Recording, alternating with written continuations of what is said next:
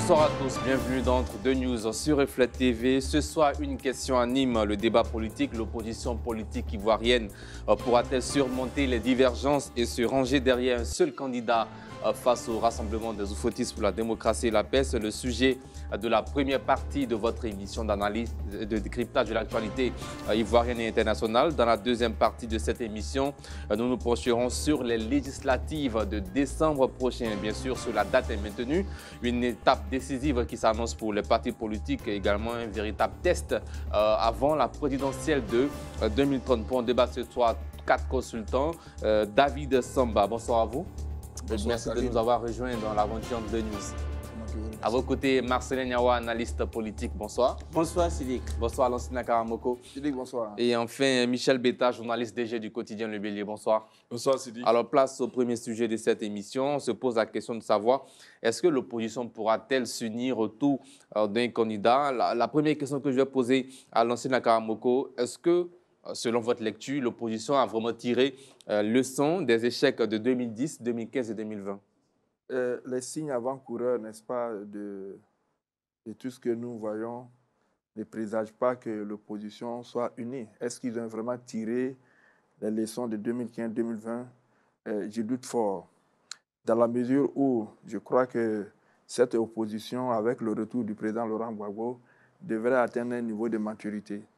Mais lorsque nous constatons toute la cacophonie qu'il y a dans cette opposition, tantôt l'un s'allie à l'autre, il s'arrête quand bon lui semble, il va s'allier à l'autre, et puis dans la même opposition, un camp s'attaque à l'autre camp. Alors quand il y a tous ces passes d'armes-là entre des leaders de l'opposition qui sont censés se mettre ensemble pour former un bloc face à celui du RADP, je doute fort, n'est-ce pas, qu'ils aient tiré les leçons de 2015, de 2011 déjà, et de 2015 et de 2020. Donc, tout laisse à présager que cette opposition va aller à rendre dispersée à la présidentielle de 2025. Bien. Michel Beta, est-ce qu'il y a de l'espoir d'une quelconque union autour d'un candidat, sans d'abord dire, on reviendra sur les différents candidats en liste au sein de l'opposition, mais est-ce que vous présagez déjà une union? Bon, d'abord, une union, ça suppose une organisation. Une organisation et un niveau aussi, je dis, des contours juridiques. Et aussi, ça engage aussi la gouvernance future. Donc, tout cela mis ensemble, je ne pense pas que l'opposition soit à ce niveau-là pour l'instant. L'opposition est plutôt au niveau où des candidatures ont été exclues. Il faudra tout faire pour que ces candidatures-là soit à cette élection-là, ou trouver les... Est-ce que cela est possible? Non, je ne parle pas de l'état d'esprit de l'opposition, je ne parle pas de moi, mon état d'esprit, même moi, mon opinion. Faire tout pour que ces élections-là, telles qu'elles vont se dérouler, selon lesquelles un candidat qui n'a même pas le droit d'être à cette compétition-là, notamment le président Alassane Ouattara, dont les contours de la candidature ont été suffisamment débattu pour montrer que l'éligibilité de cette candidature-là, ce qui fait qu'aujourd'hui, l'opposition est dans une posture d'être exclue. Elle se sent exclue de cette élection. Donc, elle n'est même pas au niveau d'envisager s'unir autour d'un quelconque candidat, parce qu'il aurait fallu d'abord que ce candidat-là ait une organisation avec l'opposition, il y a quand même un contenu juridique autour de cette entente-là et envisager les perspectives de la gouvernance. Donc, pour l'instant, moi, je pense que notre position, conduite par les partis leaders que sont le PPACI et le PDCI, n'ont pas encore envisagé une quelconque reddition. Ça lié à un candidat quelconque. Mais plutôt, l'opposition est dans une posture que ces candidats qui ont toute la latitude pour compétir ont été exclus par un candidat qui, visiblement, ne peut même pas compétir. Selon leur dit, il n'a pas droit à un quatrième mandat, après avoir fait un troisième mandat au forceps, avec les morts que cela a entraîné. Il n'a pas droit à un quatrième mandat et il se rige en candidat presque unique avec des candidats qu'il a choisis par lui-même, avec une alchimie juridique que tout le monde, toute l'opposition a contesté. Donc, aujourd'hui, l'opposition n'est même pas en train d'envisager les perspectives que vous envisagez. Moi, je pense qu'il faut prendre en compte... Mais l'opposition souhaite un changement. Et elle a des candidats en lice. Oui, mais moi, je pense qu'il faut prendre en compte les préoccupations de l'opposition. L'opposition a des préoccupations liées à la conduite du processus électoral. Mais je crois qu'on bosse en touche et puis on veut faire penser que l'opposition est dans une dynamique d'aller à une élection quelconque avec un candidat. Non, ils ne sont même pas à ce niveau-là pour l'instant. Vous avez vu les différentes motions qui ont été déposées. Bien. Donc, ils sont dans une posture de contestation et il faut tenir compte de ça pour dire que va entraîner la contestation, jusqu'où la contestation de l'opposition, parce qu'il ne faut pas voter ça en tous automatiquement. C'est dans cet environnement politique-là, préélectoral, que nous sommes dans un environnement de contestation des élections futures. Alors, Sama David, pendant que certains opposants sont dans une posture de contestation, il y a d'autres qui appellent à aller voter lors des élections à venir, notamment le COJEP de Charles Blé Goudé. Est-ce que pour vous, il y a des profils qui sont consensuels au sein de l'opposition, notamment les 4 candidats, Simone Gbagbo, Awa Domelo, Jean-Louis Billon et Henriette Lagou? Ok, merci. Pour ma part, l'opposition n'a pas encore dit son dernier mot. Et quand on parle d'opposition en Côte d'Ivoire, nous parlons d'opposition significative. Donc, on parle du PDCI, du PPACI, et après quoi viennent le FPI, Assalé et Vincent Tobi. Il faut dire que l'opposition n'a pas encore son dernier mot. Mais déjà, suivez les différentes déclarations de l'opposition. Il y a quelques jours, le vice-président coordinateur du PDCI-RDA, je voudrais parler du coordinateur Kossi Bengo, qui a dit, et je cite, « Nous ne boycotterons pas les élections. Nous allons aller aux élections avec cette idée en terme. » Voici les propos tenus par une opposition. Et c'est de même pour le PPACI. Il faut dire que juste après la déclaration du Conseil constitutionnel, qui est aujourd'hui beaucoup contestée, le président Laurent Gbagbo a réuni autour de lui tous ces candidats rejetés qui comptent beaucoup dans l'actualité politique en Côte d'Ivoire. Et au sortir de cette rencontre-là, il n'y a pas eu de déclaration en tant que telle pour dire qu'il y a quelque chose que l'opposition prépare. Donc, on ne peut pas aujourd'hui se substituer à cette opposition-là pour dire l'opposition va choisir un candidat. Je pense que les élections, c'est pour 2025 et le début des campagnes, c'est pour 10 août, 10 octobre de moins. Donc, l'opposition a tout le temps. Mais il faut retenir que l'opposition n'est pas prête à abandonner de sitôt. Surtout qu'avec la déclaration du préfet au grade Vincent Tobi, qui dit que lors de la déclaration ou de la présentation de la candidature de M. Ouattara, il est dit qu'il n'a pas atteint les 1%. Et aujourd'hui, on attend le Conseil constitutionnel ou la CEI nous démontrer le contraire de ce qui a été avancé. Il a eu 0,97% selon Vincent Tobi. Donc, et malgré ça, sa candidature a été acceptée. Il y a donc tout le contour de cette déclaration qui rejette certains candidats et retiennent d'autres. Il y a donc un souci autour. L'opposition est en train de se préparer. Et vous voyez, il y a quelques jours, le PPACI est en train de distribuer, de déposer des motions partout. Malgré cela, il y a des enlèvements et tout ça. Donc, l'opposition est en train de travailler. Nous attendons pour nous un dernier mot. Et pour l'heure, il est trop tôt de dire que l'opposition, même si un candidat vient de faire une déclaration qui confie sa candidature à tous ces leaders politiques de l'opposition, mais je pense que l'opposition n'est pas à ce niveau-là pour le moment. L'opposition refuse la 4e candidature de M. Ouattara, qui est anticonstitutionnelle, et refuse encore ce rejet qui les qualifie d'injuste de toutes les candidatures, des têtes qui comptent pour l'opposition. Bien, mais est-ce que vous croyez qu'il faut faire bloc derrière un candidat? Je dis... Sans citer un candidat, est-ce que vous estimez cela? Parlant de l'opposition, l'opposition n'est pas à ce niveau. L'opposition n'est pas à ce niveau. L'opposition dit qu'elle ira aux élections avec les procédures diplomatiques et administratives qu'elles sont en train de mener. Et si cela ne donne pas de fruits? À l'opposition de donner la nouvelle orientation. Bien. Alors, Marcelin Niawa, qui aujourd'hui, hein, c'est vrai qu'une partie de l'opposition, on est tous d'accord, n'est pas forcément pour ces contestations, d'autres sont pour ces contestations également, mais la question du soir, c'est bien sûr, si jamais l'opposition devrait soutenir des candidatures, quelle lecture vous faites personnellement de ces différents profils qui se présentent à cette présidentielle ivoirienne? Merci Sidi, mais pour répondre à votre question, il convient d'abord de comprendre le combat que l'opposition mène.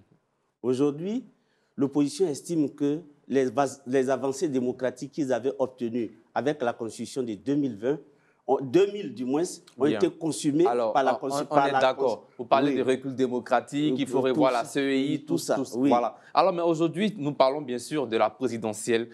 4 candidats de l'opposition se présentent. Est-ce que pour vous, les rencontres menées par le président Laurent Gbagbo, par exemple, pourront jouer en faveur de l'opposition? Oui, ces rencontres peuvent jouer en faveur de l'opposition, mais pas dans le sens de vouloir choisir un candidat unique pour le moment. Pourquoi? Ces rencontres ont pour objectif d'assainir l'environnement électoral. Donc, c'est une fois que ce combat mené, on verra l'aboutissement de ce combat, la forme que cela pourra prendre. En ce moment, l'opposition peut s'asseoir et discuter pour voir qui a le meilleur profil pour pouvoir aller. Mais pour l'instant, c'est pour ça tout à l'heure j'ai dit, il faut voir le combat que l'opposition mène actuellement. L'opposition ne mène pas un combat d'un candidat, il mène pour pouvoir retrouver toutes ces valeurs démocratiques, comme nous l'avons dit tout à l'heure. Donc, laissons l'opposition travailler sereinement. L'opposition dit le 4e mandat n'aura pas lieu. Le PPACI le dit, le PDCI enfonce le clou partout. Hier, le PPACI, à travers sur toute l'étendue du territoire, a déposé des motions dans les différentes préfectures de police. Tout à l'heure, ils auront un point de presse à leur siège. Donc, l'opposition est en train de travailler. L'opposition marche et l'opposition est en marche. Mais pour l'instant, l'opposition n'est pas occupée par le choix d'un candidat à suivre. L'opposition est prête à ramener le pouvoir RHDP vers un scrutin consensuel. Bien, pas toute l'opposition. Bon, le COJEP, par exemple, hein, voilà, croit au changement par les urnes. Le parti aura très bientôt une convention pour désigner un candidat à suivre. Quelle lecture faites-vous? Quelle est votre position sur cette posture du COJEP de Charles Blé Goudé? Sans passion ni aveuglement et sans être vraiment radical sur ce point, je l'ai toujours dit. Je dis l'apartheid a eu ses intellectuels. La ségrégation raciale a eu ses intellectuels. Donc, le fait que quelques opposants, ceux qui se disent opposants, soutiennent la voix du RHDP, ça ne donne pas assez de crédit à cette lutte-là. Mais les véritables opposants qui aujourd'hui, qui drainent du monde, le PDCI RDA, le PPACI de Laurent Gbagbo, et Afi Nguessan de l'autre côté, et les nouveaux leaders, les nouveaux jeunes leaders tels que les Toby Vincent et Assalé Temoko, voilà la dynamique dans laquelle se trouve aujourd'hui l'opposition. Bon, même s'il est vrai qu'il y a des voix discordantes à côté, mais ces voix discordantes-là ne pèsent pas dans le débat aujourd'hui. Parce que tout le monde aujourd'hui concentré sur... Mais ils pèseront dans le débat. Certainement avec des militants qui vont soutenir certains candidats. Mais c'est ce que j'ai dit, ça, ce n'est pas exclu. En Afrique du Sud, il y a eu des Sud-Africains qui ont soutenu l'apartheid, mais n'empêche que l'apartheid est tombé. Quand les Martin Luther King luttaient contre la ségrégation raciale, il y a eu certains Américains qui soutenaient la ségrégation raciale, mais à la fin, elle est tombée. Donc c'est le résultat final qu'il faut voir. Et il faut voir la force, ceux qui conduisent cet appareil. Laurent Gbagbo aujourd'hui, ce n'est pas n'importe qui. Le PDCI de Thiam, c'est une grande force. Donc ce sont ces grandes forces-là qu'il faut regarder. Ces grandes forces qui ont aussi des candidats qui partent à... Même si ce ne sont pas des candidats qui ont l'onction des partis politiques, mais des militants de ces partis qui pourront être soutenus. Il faut être honnête. Le PPACI n'a pas de candidat, le PDCI n'a pas de candidat. C'est clair. Ils n'ont pas de candidats. Mais des militants. Oui, mais ce sont des dissidents. Ce ne sont pas des militants. S'ils étaient des militants, ils seraient... Vous êtes en train de dire qu'Awadon Melo n'est plus militant du PPACI. Mais Awadon Melo a été relevé de ses fonctions. Non, sur ce plateau, l'un des cadres du PPACI a dit qu'Awadon Melo, bien sûr, relégué de ses fonctions, mais reste militant. Oui, mais il n'a pas été parrainé par son parti. Bien, ça, oui, on est d'accord. Il n'a pas été parrainé. Il n'a pas été parrainé. Nous sommes en train de dire que ces militants des partis, des grands partis, pourront avoir... en tout cas, la bénédiction de certains militants également, dont Jean-Luc Billon, Awadon Melo. Moi, je veux qu'on soit, s'il n'y a pas de mot d'ordre, on soit un peu cohérent. Vous savez, un parti politique, c'est une discipline. Hein, dès que tu n'adhères pas à la discipline, tu deviens un dissident. Et quand tu es un dissident, tu n'as pas l'onction de l'appareil politique. Tu peux faire tout ce que tu veux, tu peux appeler, tu peux lancer toutes sortes de mots d'ordre. Mais aujourd'hui, l'opposition ivoirienne a suffisamment communiqué sur ses objectifs politiques pour 2025. Ces objectifs politiques, c'est de faire en sorte que ces candidats retenus par ces militants soient dans la course à la présidentielle. C'est que peut-être le Conseil constitutionnel, on a observé, le Conseil constitutionnel a rejeté certaines candidatures, mais l'opposition n'a pas encore dit son dernier mot, comme on le dit. Elle n'a pas encore dit son dernier mot en ce sens qu'elle croit toujours à la justesse de son combat. Aujourd'hui, je crois que celui qui donne raison même de plus à l'opposition, c'est le président Alassane Ouattara. Voyez-vous, voilà un candidat qui, par toutes sortes d'alchimie juridique, a pu faire plier le Conseil constitutionnel pour lui permettre de faire un 3e mandat. Encore, il veut faire un 4e mandat. Là où ceux qui pensent que légitimement, ils sont habilités à faire un seul mandat, pour l'instant, ils sont écartés. Je vais parler de Tidjane Thiam. Je vais parler aussi de Laurent Gbagbo, qui encore peut faire un mandat parce qu'il a eu un seul mandat. Donc, tous ceux-là sont écartés. Et puis celui qui a déjà fait 2 mandats, qui fait le 3e, qui fait le 4e, veut être le seul à compétir. Non, moi je dis, aujourd'hui, s'il y a quelqu'un qui donne du gain à mood à ce combat de l'opposition, c'est bien le président Alassane Ouattara. Donc, ils n'ont pas de raison de réfléchir. J'ai une dernière question pour vous avant Lansana Karamoko. Donc, il ne faudra même pas espérer, selon vous, un soutien du PPACI à l'endroit de Awa Don-Melo et un soutien du PDCI à Jean-Luc Bion. Non, attends, tu peux soutenir ton dissident, bien c'est de faire harakiri. Parce que si tu le fais, d'abord même au plan juridique, tu n'es même pas sûr qu'il respecte demain les engagements que vous aurez pris ensemble. C'est pourquoi, dès l'entame du débat, j'ai dit le soutien est une question organisationnelle, juridique, et puis en gouvernance. Alors, donc plus de chances, plus de chances de soutien pour Simone Gbagbo, l'ex-première dame. Elle n'en a pas besoin, elle dit que le Conseil constitutionnel a tellement bien travaillé qu'elle n'a même pas besoin de soutien. Bien, mais elle n'a même pas de compassion pour ceux qui ont été l'initiative de la CAPSI à laquelle appartient le PDCRDA. Elle a déjà démontré par ses propos. Elle dit pour elle, ceux qui sont écartés, c'est légitime. Et tu ne vas pas penser que quand tu m'écartes et tu applaudis ceux qui vont être bourreaux, tu penses que je vais t'acclamer demain. Non, c'est des logiques simples. Moi, je crois que Simone Gbagbo ne veut pas du soutien de l'opposition. Elle a démontré par ses propos. Aujourd'hui, cette opposition est une autre dynamique et je crois que la démarche du président Ouattara leur donne du gain à moudre et je pense qu'ils vont bien. Non, Lansana Karamoko, réaction là-dessus. Oui, vous savez, nous sommes des contemporains et je crois que l'opposition s'est enfermée dans le système Gbagbo. C'est toi qui as nous montré ce système-là. Vous savez, Laurent Gbagbo, c'est lui ou rien. Et d'ailleurs, c'est avec plaisir qu'ils aiment se faire appeler les Gors. Depuis 2011, tous ceux qui ont essayé, n'est-ce pas, d'aller déramer, si on peut appeler ça en griffe, à compte courant de la vision de Laurent Gbagbo, est complètement considéré comme un diable. En 2011, pendant pas tous les partis politiques. Voilà, j'ai fait la démonstration de ce que j'ai dit sur Laurent Gbagbo. On pourra venir sur les autres partis si vous voulez. En 2011, Mamadou Koulibaly, alors qu'il était le 3e vice-président du FPI, donc président par intérim du FPI, lorsqu'il a suggéré de continuer la marche de ce parti, quand bien même son leader charismatique était loin d'ici, donc à La Haye, il s'est fait brûler. Il s'est fait brûler, il a été poussé à la sortie jusqu'à ce qu'il ait créé un parti politique. Ah bon? Lorsque le président Afin Guessan est sorti, le premier ministre Afin Guessan est sorti de prison et qu'il est venu retrouver tous ses droits en tant que président du FPI de façon légale, et là encore, parce qu'il n'est pas allé dans la même direction que Laurent Gbagbo, il s'est fait également griller. Aujourd'hui, Awa Don-Melo, qui veut prendre une certaine indépendance parce qu'il pense qu'on ne peut pas continuer, n'est-ce pas, à boycotter pour boycotter les élections, parce qu'à l'horizon, il n'y a rien qui est clair. Lui aussi, il est en train de se faire brûler. Idem pour Blé Goudé, idem aujourd'hui pour Simone Gbagbo. Donc, Gbagbo, le président Gbagbo, tant que ce n'est pas lui-même qui est devant, et tant que les autres ne s'alignent pas sur sa vision, cette opposition nouvelle qui est le PDCI va se retrouver enfermée dans le système Gbagbo. Et puis, in fine, on va se retrouver au même scénario. Il y a des idées Gbagbo au PDCI aussi. S'il vous plaît, quand je vous parlais, je ne vous ai pas interrompu. Laissez-moi parler. Et donc, en 2015, ils ne sont pas allés aux élections parce qu'ils avaient des considérations. Ils ne sont pas allés aux législatives parce qu'ils avaient des considérations. En 2020, ils n'y sont pas partis.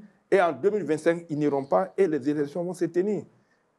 Et c'est peut-être en ce moment que le PDCI va se réveiller et comprendra qu'il aurait peut-être fallu aller à ces élections.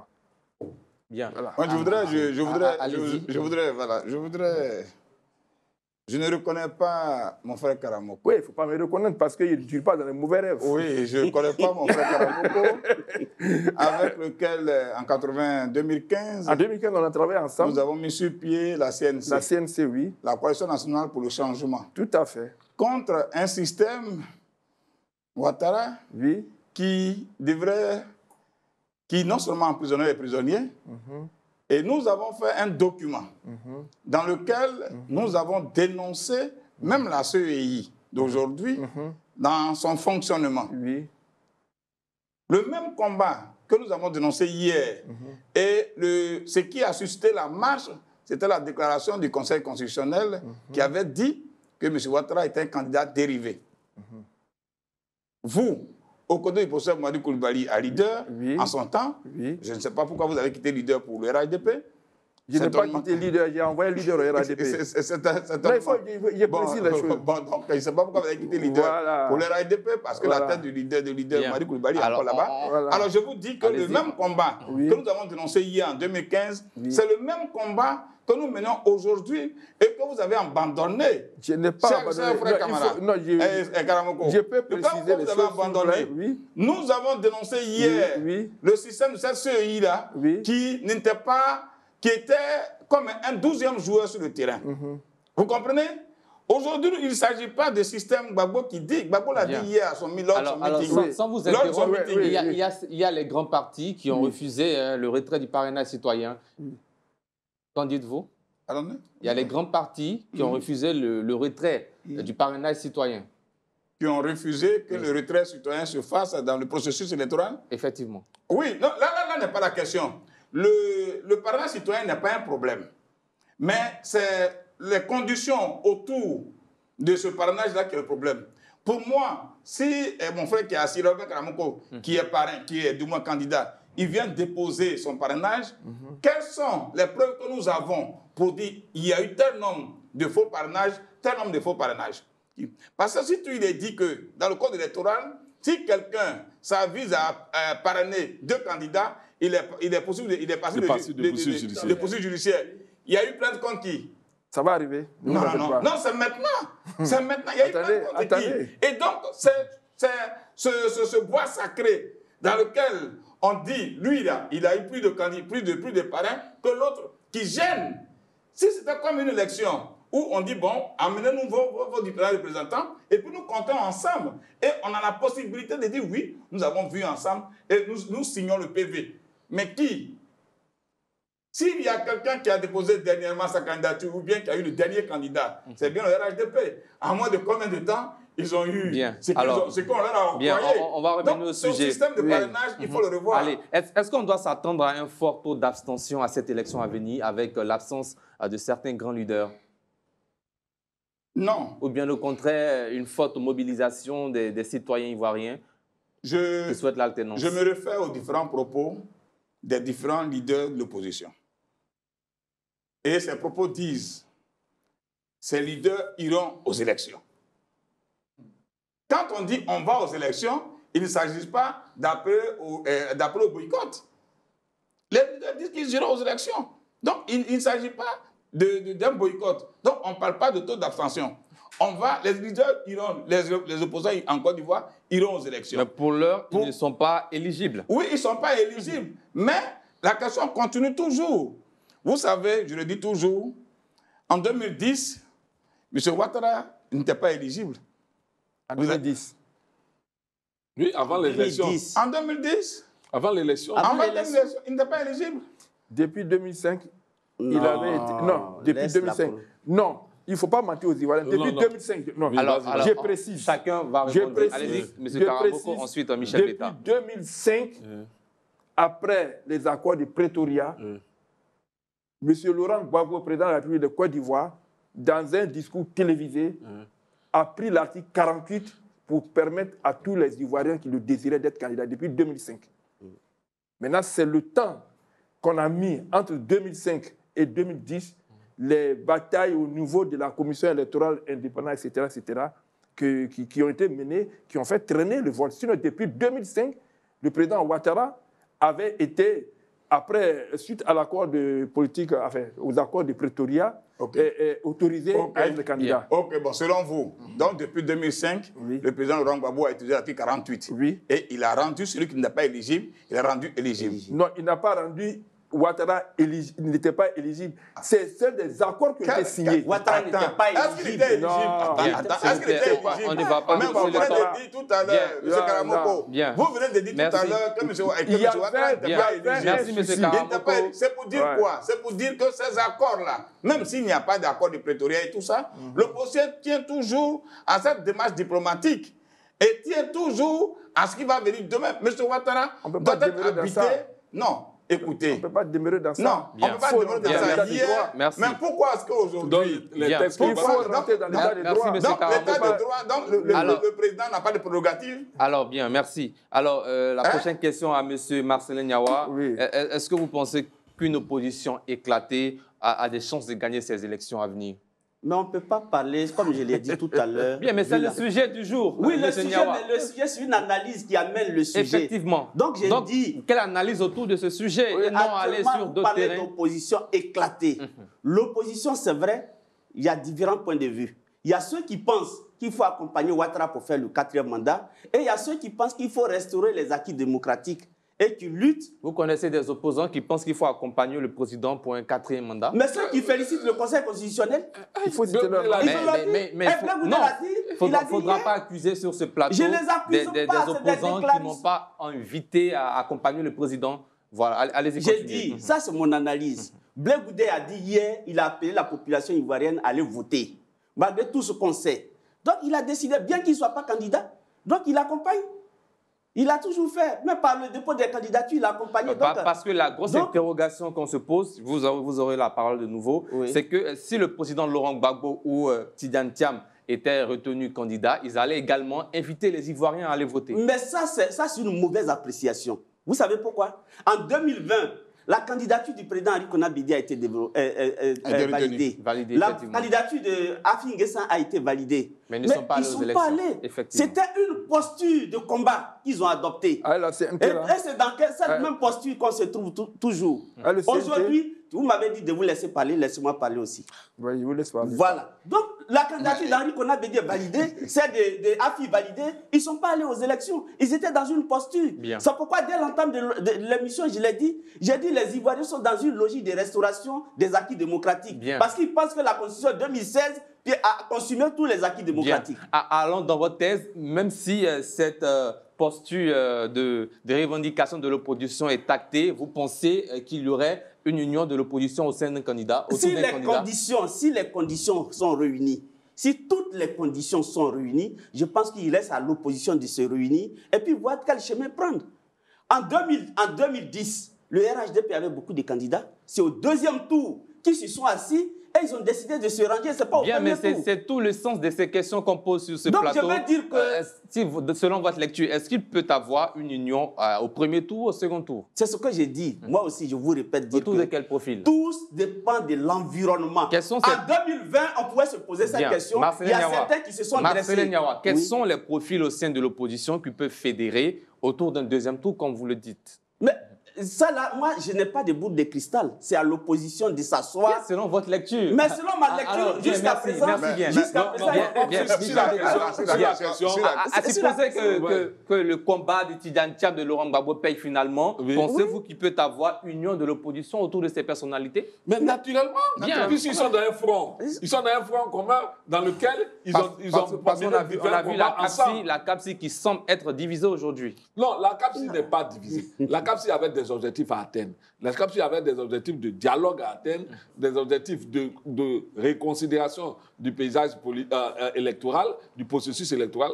Ces objectifs-là, d'autres ont pensé qu'ils ne sont plus nécessaires, ils se sont désolidarisés, notamment la présidente du MGG qui a dit MGC, pardon, autant pour moi, qui a dit que le Conseil constitutionnel a bien agi et elle est toute partante pour ce processus. Donc moi, je pense qu'aujourd'hui, la CAPSI, par les déclarations de certains de ses membres, c'est elle-même dissoute.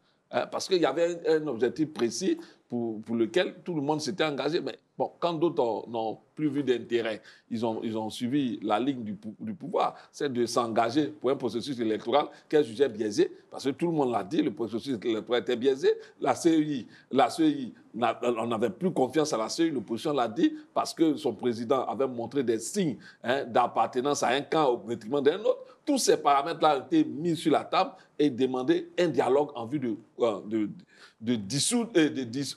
d'arriver à un consensus, à une élection autour de laquelle le consensus se ferait. Mais loin s'en faut, les acteurs politiques, notamment le pouvoir en place, a décidé, contre vents et marées, d'aller à cette élection-là, sans cette opposition-là, en faisant fi des préoccupations de cette opposition. Aujourd'hui, aucun profil ne se décide dans l'opposition. On l'a dit tantôt, cette élection n'a plus d'enjeu. Autant plus que celui-même qui est, celui qui va pour son 4e mandat a choisi des personnes, je l'ai dit tantôt sur ce plateau, elles n'ont aucun élu, elles n'ont aucune base électorale même au plan local.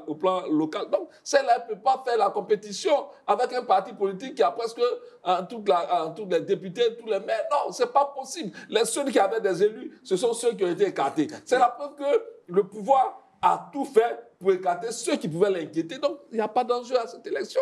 Aujourd'hui, on ne parle même pas de taux de participation et tout cela, on parle plutôt d'une élection biaisée au départ. Donc, on va assister à un plébiscite d'une personnalité David qui n'est pas 45 secondes. Oui, Khalil.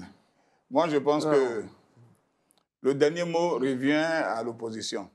Vous voyez, si aujourd'hui, l'opposition significative, avec à sa tête le président Laurent Gbagbo, qui regroupe autour de lui tous ceux qui sont significatifs, je voudrais parler du président du PDCI, Cheikh Tidiane Thiam et les autres, s'ils décident de mener le combat pour protéger les acquis démocratiques et renoncent vraiment, dénoncent vraiment le 4e mandat et qu'ils veulent aller jusqu'au bout, ils se donneront les moyens pour mener ce combat-là. Et ils sont là-dessus. Maintenant, chemin faisant, si l'opposition décide de dire, est-ce que c'est nécessaire de continuer dans cette voie que nous avons empruntée, pourquoi ne pas envisager une autre voie? Et qu'elle décidait, si jamais elle décidait de s'aligner autour d'un autre candidat, c'est sûr que ce candidat-là passe. Il passerait, ça c'est clair. Mais pour l'heure, il est question de mener ce combat pour le non au 3e et au 4e mandat. Ça c'est clair. Et puis dire que les conditions dans lesquelles les gens ont été écartés ne sont pas justes. Parce que vous-même reconnaissez comme quelqu'un l'a dit, si l'ancien président, dès que tu sors de la présidence, tu es au Conseil constitutionnel, et que quand tu es au Conseil constitutionnel, on ne peut pas te poursuivre, mais les 20 ans viennent d'où? Ce sont les arguments qui ne tiennent pas aujourd'hui. Donc, M. Ouattara a décidé d'utiliser la justice contre ses adversaires pour qu'il soit le seul candidat et qu'il batte ceux qui veulent battre.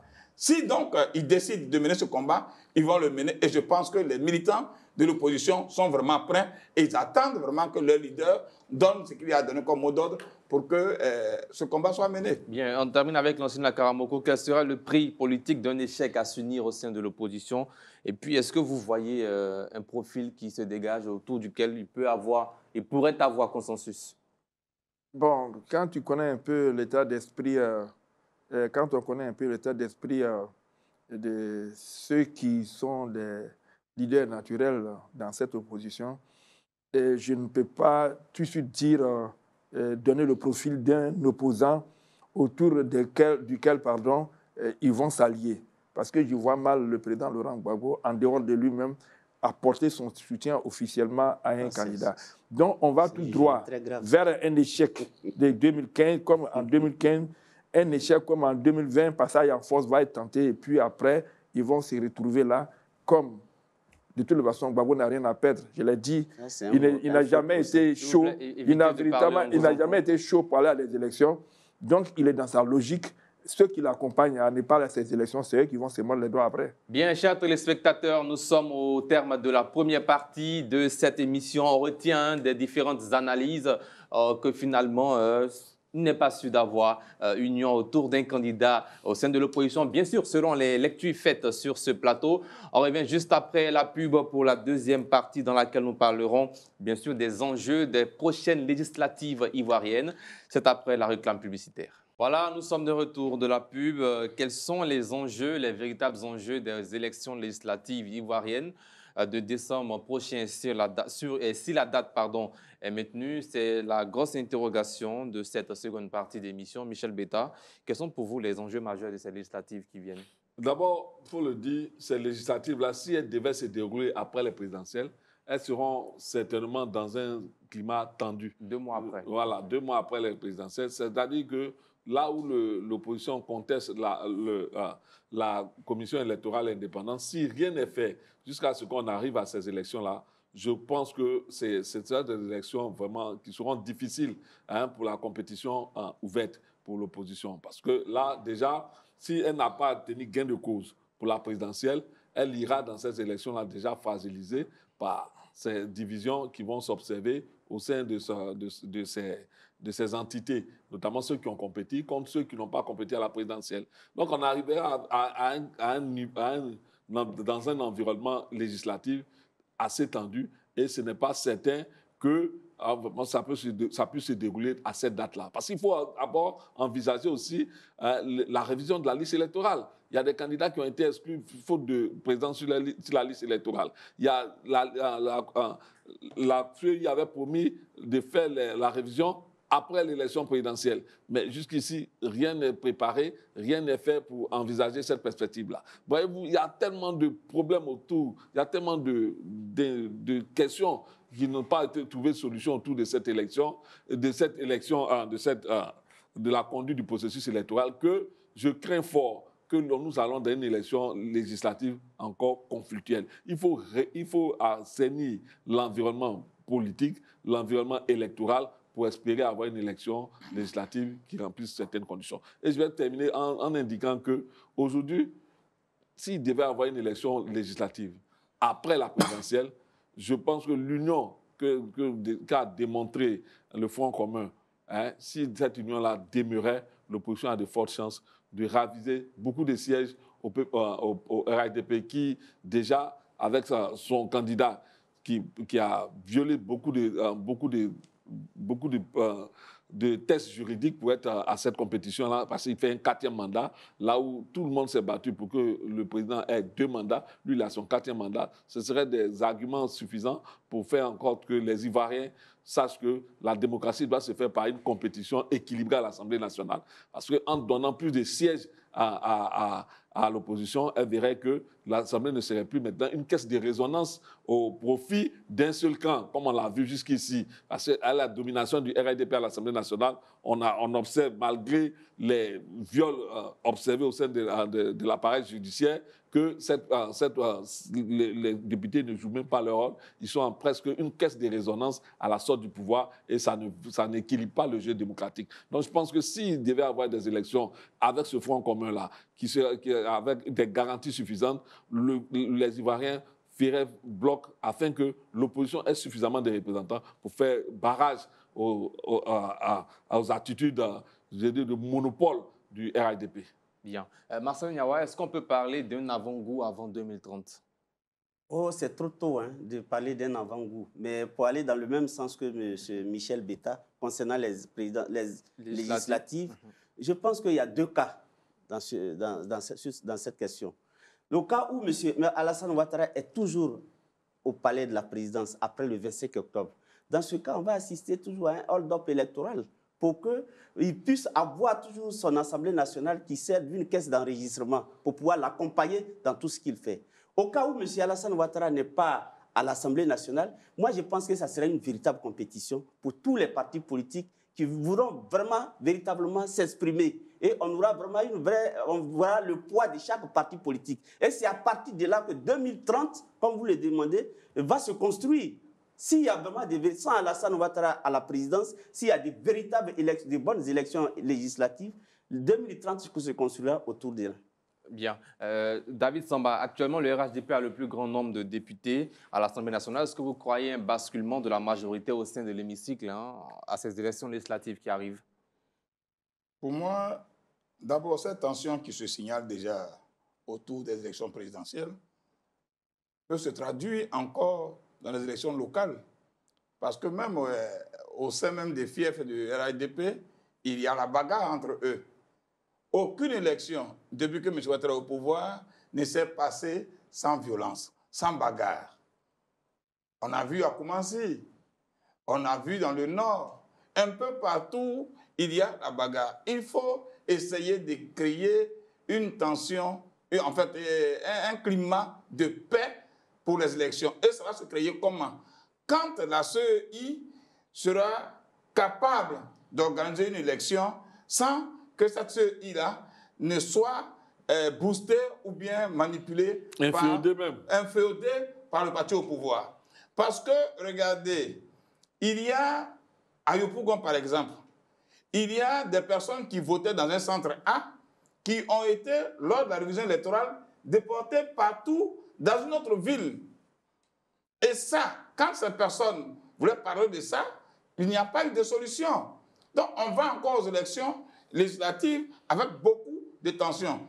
Mais si jamais la CEI-là décidait d'être vraiment au service des Ivoiriens, je vous assure qu'avec ce front commun qui est mis en place aujourd'hui, ce n'est pas sûr que le RHDP ait encore, malgré ce découpage électoral qui est en leur faveur, qui leur donne déjà un certain nombre de sièges, ce n'est pas sûr que le RHDP soit encore majoritaire à l'hémicycle.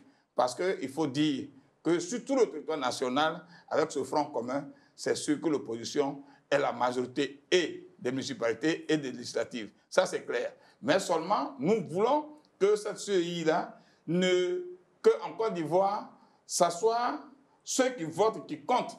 Mais ce n'est pas celui qui compte les voix qui comptent. Et c'est ça la différence. Ici, en Côte d'Ivoire, c'est la CEI qui compte, non pas celui qui vote. C'est la CEI qui dit qui est vainqueur, non pas celui qui a voté. C'est ce qui est dommage ici en Côte d'Ivoire. Bien. Lansana Karamoko, réaction là-dessus?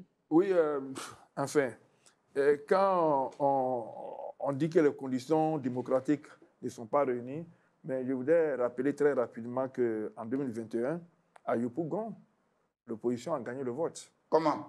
À Yopougon, Comment? En 2021. Comment? Il y a eu le résultat, c'est du résultat que j'y parle. Le résultat, l'opposition a gagné le vote. Les 6 députés de Yopougon sortent des rangs de l'opposition. Donc, ça veut dire que sous le président Alassane Ouattara, la commission électorale a déjà organisé des élections sur le plan local qui ont été remportées par des membres de l'opposition. La preuve, à l'hémicycle, il y a quand même un groupe parlementaire qui appartient à l'opposition. Donc, on ne peut pas faire la fine bouche pour le dire. Mais moi, ce que je suis en train de dire, peut-être l'opposition se prépare là à ces élections législatives.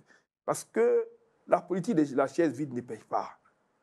Depuis 2011, je l'ai dit tantôt, cette opposition-là a boycotté toutes les élections législatives.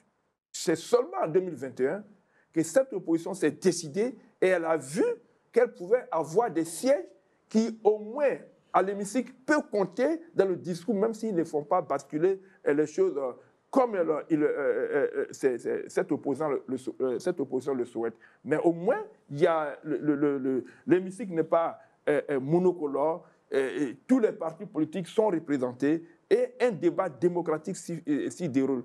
Alors, donc, c'est pourquoi il vaut mieux se préparer, parce que le président Alassane Ouattara a décidé de faire entrer résolument la Côte d'Ivoire dans l'état de droit, quitter l'état d'exception pour entrer dans l'état de droit. Voilà pourquoi, d'ailleurs, selon la Constitution, ces élections vont se dérouler en décembre.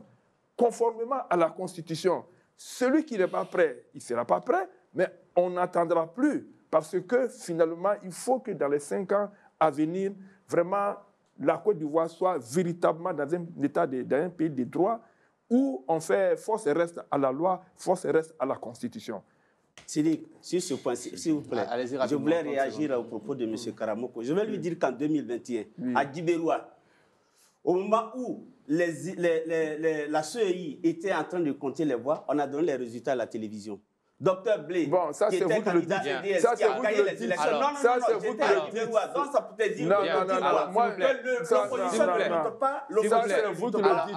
C'est vous qui le dites. S'il vous plaît, nous ne mettons pas en cause ce que vous dites, mais nous souhaiterons avoir des informations avec des preuves, vu que nous n'avons pas de preuves. Mais ce que je dis là, c'est une information, elle est vérifiable. Bien, elle est vérifiable, mais nous n'avons pas de preuves sur ce plateau. Moi, je veux dire, M. Karamoko sache que il a fallu 3 jours pour donner les résultats. Oui, mais le résultat, c'est que l'opposition a gagné à Yopougon. L'opposition descend dans les rues. À Yopougon, l'opposition a gagné. J'ai dit, une seule hirondelle ne fait pas le printemps. C'est pourquoi ça va. M. Karamoko, s'il vous plaît, je finis en 30 secondes. Ce n'est pas le sujet. Non, merci, M. Niawa. Niawa. S'il vous plaît, j'ai une prochaine question pour vous. Quelle est l'image que vous avez aujourd'hui du Parlement ivoirien dans son ensemble? Mais le Parlement ivoirien, il ne reflète pas la sociologie politique en Côte d'Ivoire. C'est ce que je retiens. Je vais dire quoi? C'est l'exemple que j'ai pris tout à l'heure. C'est vrai que M. Karamoko dit à Yopougon, l'opposition a gagné. Oui. Mais il y a beaucoup d'endroits où dans d'autres zones aussi. Il y a beaucoup d'endroits où l'opposition aurait pu gagner si l'élection était véritablement bien organisée. Moi, le sous-préfet a été gagné par l'opposition. Je prends l'exemple de Djibéroua, où au moment où les gens comptaient les voix, les PV n'étaient pas encore signés, on a donné les résultats à la télévision. Je vais dire qu'il faut que cette bataille, une bonne CEI, une CEI des Ivoiriens et non d'un parti politique soit mise en place. C'est pourquoi je lui dis que l'opposition ne fait pas la politique de la chaise vide. L'opposition lutte contre la politique de la chaise déjà occupée. Parce que les règles sont pipées. Aujourd'hui, dans l'opinion nationale, la CEI est vue comme un comité de base du RHDP. Vu par le PPAC. Alors, mais vous n'avez pas répondu à la question. Merci, M. Karamoko.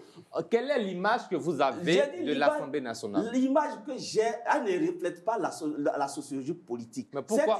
Que politique et d'un point de vue social, est-ce que vous pensez que cette députée, en tout cas, travaille pour les populations qui ont voté pour elle?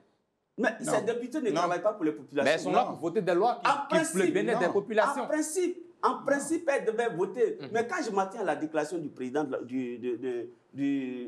comment on appelle, de l'institution même, M. Adama Bitogo, lorsqu'il s'agit de signer la convention corsaire, quand un président de l'Assemblée nationale dit « Je me bats, je travaille pour mettre les députés à l'aise », on ne bat pas à l'Assemblée nationale pour mettre les députés à l'aise. On se bat pour mettre les députés à l'aise. Alors, cette information, ce n'est pas de ça la question.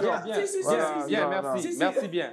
Michel Betta, vous, est-ce que vous croyez que le Parlement actuel peut réellement peser face à l'exécutif en Côte d'Ivoire? Non, c'est ce que j'ai dit dans ma première observation. J'ai dit l'hémicycle actuel est monocorde, ce qui ne reflète pas notre démocratie. Monocolore.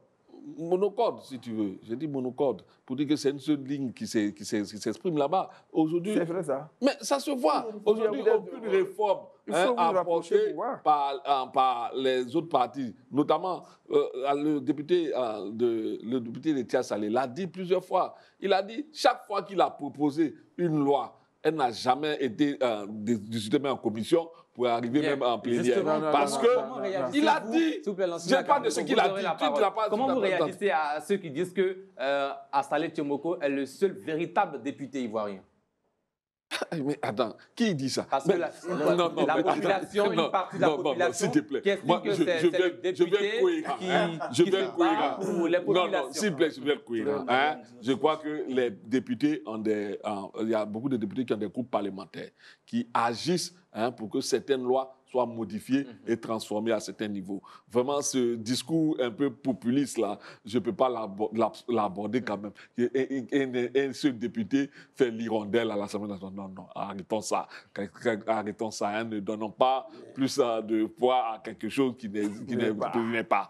Il y a plusieurs groupes parlementaires qui travaillent au sein de l'Assemblée nationale pour modifier certaines lois, pour faire en sorte que les lois, quand elles arrivent, elles soient moins drastiques, comme le propose souvent le RHDP. Mais je veux m'en tenir à certaines déclarations des députés du PDCI qui ont fait en sorte que certaines lois qui devaient être votées ne sont même plus venues en plénière. Merci. Parce qu'ils ont combattu ces lois-là. Voilà. Mais c'est pour dire que chaque fois... Non, c'est pour dire que chaque fois...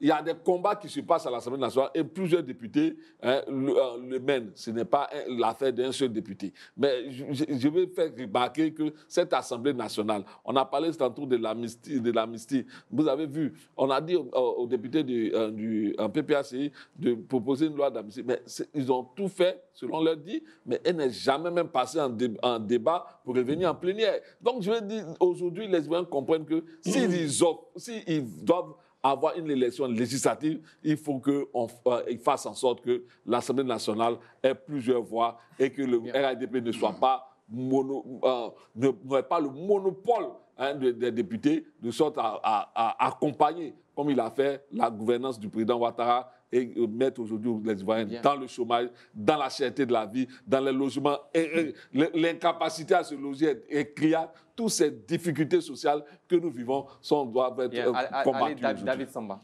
réaction. Oui, pour ma part, l'ensemble des députés, surtout la majorité tenue par le RHDP, n'est pas redevable, se dit ne pas être redevable des électeurs, mais redevable à leur parti.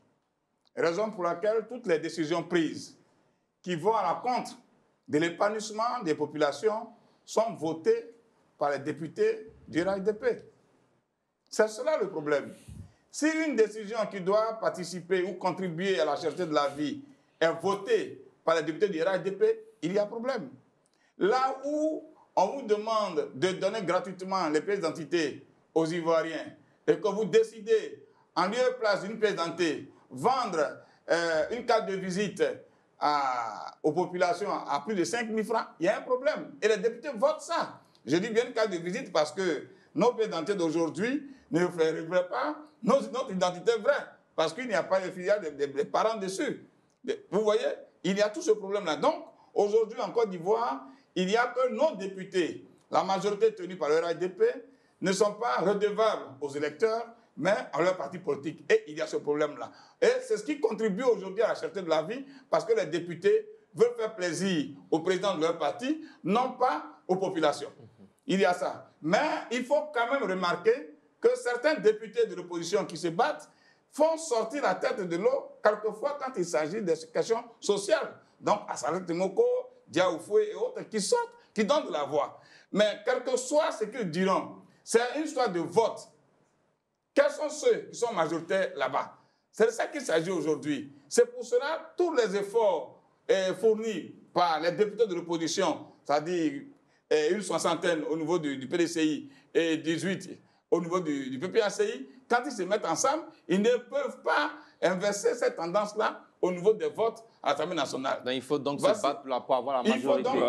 Il faut donc se battre pour vraiment avoir la majorité. Bien. Mais on pourra avoir la majorité si cette CEI-là, vraiment, on essayait de refaire une réforme totale. Il ne faut pas que ce soit une CEI qui soit militant du RHDP, mais une CEI au service des Ivoiriens. Bien, terminez rapidement. Je termine pour dire qu'il faut faire en sorte que notre Assemblée nationale ne soit pas une boîte d'enregistrement. C'est vrai que durant toute cette législature... C'est quoi une boîte d'enregistrement? Oui, mais qui est là simplement pour applaudir le pouvoir en place, l'exécutif. En principe, ça devait être un contre-pouvoir. C'est vrai que Seyi Gaspard, le député de l'opposition, a invité le gouvernement à l'Assemblée nationale dans l'affaire Komé Bakari pour pouvoir s'expliquer sur cette affaire. Mais après ça, mais il y a plus grave.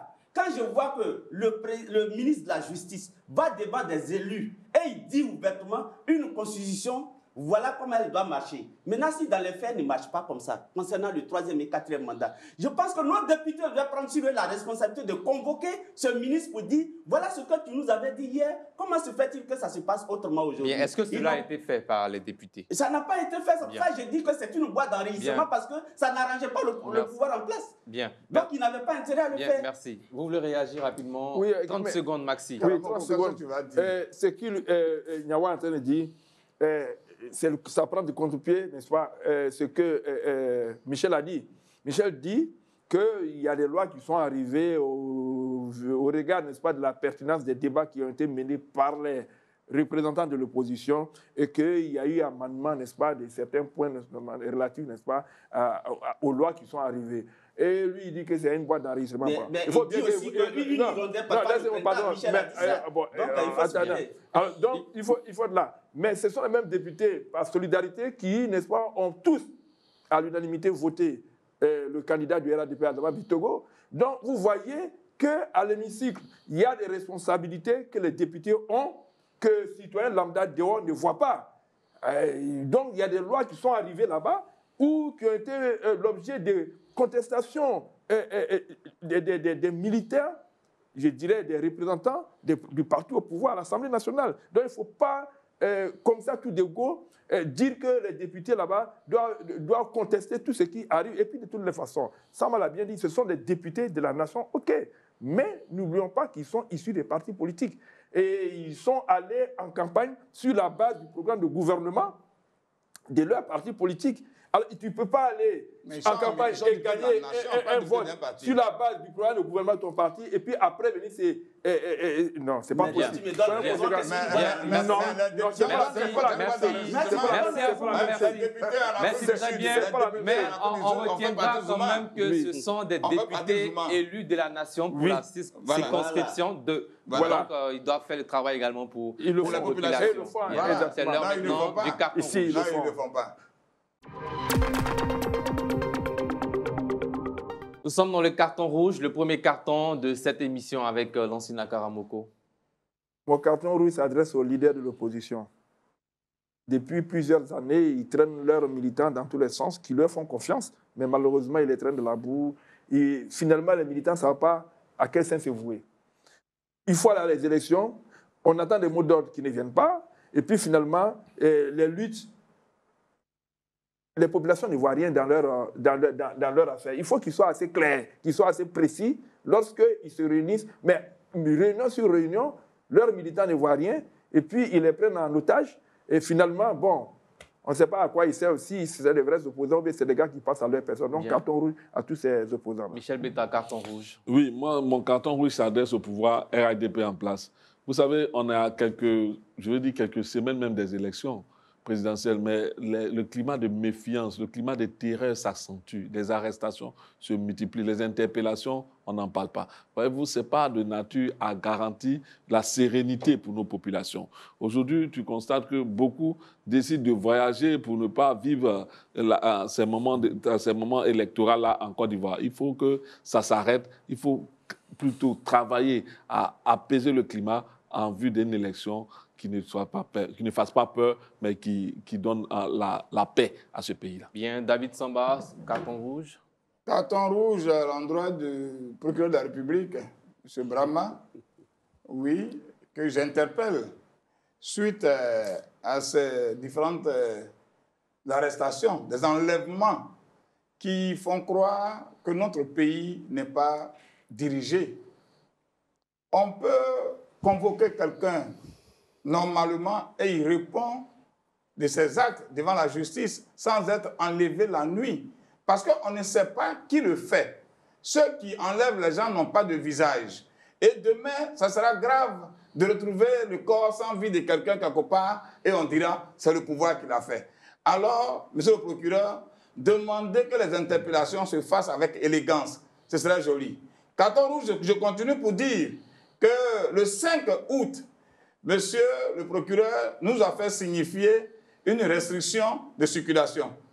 Et parmi ceux qui ont été signifiés, à qui on a signifié cette restriction, il y a un député, Dia Oufoué, qui est interdit de sortir d'Abidjan depuis le 5 août, avant la marche du 9 août dernier. En violation de la Constitution, c'est un député de la nation. On n'a pas le droit de l'auditionner pendant qu'il est encore député. C'est en violation de la Constitution à l'article 91 et 92 qui dit aucun membre du Parlement ne peut être passible de poursuites judiciaires seulement qu'en cas de flagrant délit. Donc, depuis, le député de la Nation ne peut pas circuler à Abidjan parce qu'on lui interdit de sortir. Carton rouge donc au procureur de la République. Bien. Dernier carton rouge, Marcelin Niawa. Mais carton rouge au gouvernement, hein, et je vais aller dans le même sens que mes camarades pour dire interpeller le gouvernement sur les enlèvements. Les enlèvements prennent une proportion inquiétante aujourd'hui dans ce pays. Dans les villes, moi je pense que si un citoyen ivoirien a commis une faute, on peut lui envoyer une convocation, on doit lui envoyer une convocation, il va s'y rendre et puis tranquille. S'il faut l'arrêter, on l'arrête. Mais aller chez des personnes, des femmes même, des encagoulés descendent, enlèvent des femmes, comme ça s'est produit à Issia hier, ce n'est pas du tout joli à voir pour le pays. Ça ne rassure pas le climat politique et sécuritaire. Mais ça va encore plus loin dans les villages. Moi, j'ai été appelé, les populations de chez moi m'ont appelé avant-hier dans la sous-préfecture de Dougrou-Palénois, du canton Pakolo à Gagnoa, où des enfants étaient en train de jouer et une voiture rentre dans le village, enlève les enfants, les emporte. Et c'est devenu récurrent, tout le canton est aujourd'hui crispé. On ne sait plus vers qui partir. Quand ils vont à la police ou à la gendarmerie, on dit le dossier est suivi, il n'y a jamais eu de suite. Donc il faut que le gouvernement fasse tout pour que ces enlèvements-là, à la veille des élections, ça cesse complètement pour pouvoir rassurer la population. Parce que des bandits de grands chemins peuvent en profiter pour faire autre chose. Et ce n'est pas du tout bien. Donc c'est mieux que les choses se fassent de façon élégante pour pouvoir rassurer la population ivoirienne. Bien, merci. C'est la fin du carton rouge. La dernière rubrique, c'est maintenant le chiffre du jour. 21, c'est le chiffre du jour en République de Guinée, à quelques jours du référendum prévu le 21 septembre. L'opposant guinéen Cellou Dalein Diallo, président de l'UFDG, l'Union des forces démocratiques de Guinée, appelle ses compatriotes à tourner le dos aux urnes et à boycotter le référendum constitutionnel. Réaction de nos consultants en plateau sur cette information. Michel Betta. Oui, vous voyez, c'est ce qu'on a déploré, les questions de troisième mandat qui ont conduit au coup d'État en Guinée. Le président Alpha Condé, il était en train de préparer un troisième mandat, ou bien il avait déjà eu son troisième mandat. Et le climat délétère que cela a créé a conduit à cette dérive autoritaire qui a conduit à ce coup d'État. Aujourd'hui, les militaires veulent se maintenir dans cette situation, politique-là, ils veulent se maintenir au pouvoir par tous les moyens. Donc le référendum est ce sont des lois taillées sur mesure pour maintenir le président Doumbouya au pouvoir. C'est dommage, mais l'Afrique n'a plus besoin de ça. Les militaires, s'ils veulent compétir à une élection, vraiment qu'ils fassent un effort, enlèvent le treillis et aille à la compétition électorale comme tout citoyen, afin que l'Afrique on ne retourne pas les armes de la République contre la République. C'est pas meilleur. Samba David. Oui, nous allons assister au schéma gabonais où le militaire est candidat. Alors, il venait pour réparer une injustice. Il est candidat, aujourd'hui il est président. Et ce qui se dessine en Guinée. Vous voyez, là où le dialogue n'a pas pu construire, la violence ne saurait vraiment installer une stabilité. Donc le changement par la violence ne résout rien. Ça va installer des intouchables. Et c'est ce qui se dessine en Guinée aujourd'hui. Et donc l'appel de l'opposant qui appelle au boycott, ces militants à boycotter le référendum, va encore créer une vive tension. Malheureusement, nous ne voulons pas cela en Côte d'Ivoire. Karamoko, nous ne voulons pas de cela en Côte d'Ivoire.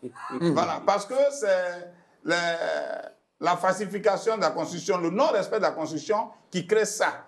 Et quand ça crée ça, quand les gens entre eux ils viennent pour rester pour de bon et nous ne voulons pas de ça pour notre Côte d'Ivoire. Bien, merci. Réaction, Marcelin Niawa. Bon, moi je pense que ce qui arrive en Guinée, c'est malheureux. Parce qu'après la chute du mur de Berlin, on pensait qu'on n'allait plus jamais revenir au parti totalitaire. Mais à quoi consistons-nous aujourd'hui? L'Afrique de l'Ouest, notre sous-région, se métamorphose. Aujourd'hui, l'espoir qui avait pointé à l'horizon en train de s'effondrer complètement. Et je pense qu'à la matière, la Côte d'Ivoire, nous sommes malheureux qu'elle ait donné le mauvais exemple. Ici, les acquis qu'on avait eus en 2000 se sont complètement consumés avec la Constitution de 2016. Et quand je vois que le président guinéen, il n'y a pas trop longtemps qu'il était ici, je me demande, est-ce que ce n'est pas la Côte d'Ivoire qui l'a inspiré pour aller dans ce sens-là? Les mauvais exemples, il faut les éviter. C'est pourquoi j'aurais bien souhaité que le pouvoir RHDP écoute l'opposition pour qu'on aille dans le bon sens, pour que les autres, parce que c'est contagieux. Merci, Marcelin Niawa. Donc tout ce qui arrive, c'est malheureux. Moi, je pense qu'il faut commencer à avoir, il faut que ces acteurs politiques aient pitié du peuple guinéen. Il faut qu'ils aient pitié du peuple guinéen à un moment donné. Tout ça, ça veut dire quoi? Diallo, il a été Premier ministre dans ce pays, avec les mêmes dirigeants. Quand il sort et puis il revient dans l'opposition, il veut tout le temps contester. Est-ce que ça va dans le sens recherché? Est-ce que la Guinée, entre-temps, pendant que lui-même était le Premier ministre, est-ce que la Guinée a fait un bon qualitatif en avant? Il faut à un moment s'arrêter et puis regarder l'intérêt du pays. Moi, je me souviens que dans ce pays, la Côte d'Ivoire, des gens de l'opposition ont applaudi ce qui s'est passé au Niger. Ils ont applaudi ce qui s'est passé au Burkina. Ils ont applaudi ce qui s'est passé au Mali. Même en Côte d'Ivoire, il y a des gens qui ont applaudi ce qui s'est passé en 2000. J'ai dit, dans un passé récent, très récent. Oui, mais en 2000, il y a une révolution des il faut avoir pitié du peuple guinéen. Merci à vous. Merci également à Michel Betta, Samba David et Marcelin Niawa. À vous aussi, chers téléspectateurs. Fin de cette émission. Merci de l'avoir suivi. Rendez-vous demain pour un autre numéro d'Entre deux News. Que Dieu veille sur vous et sur la Côte d'Ivoire. Bonsoir.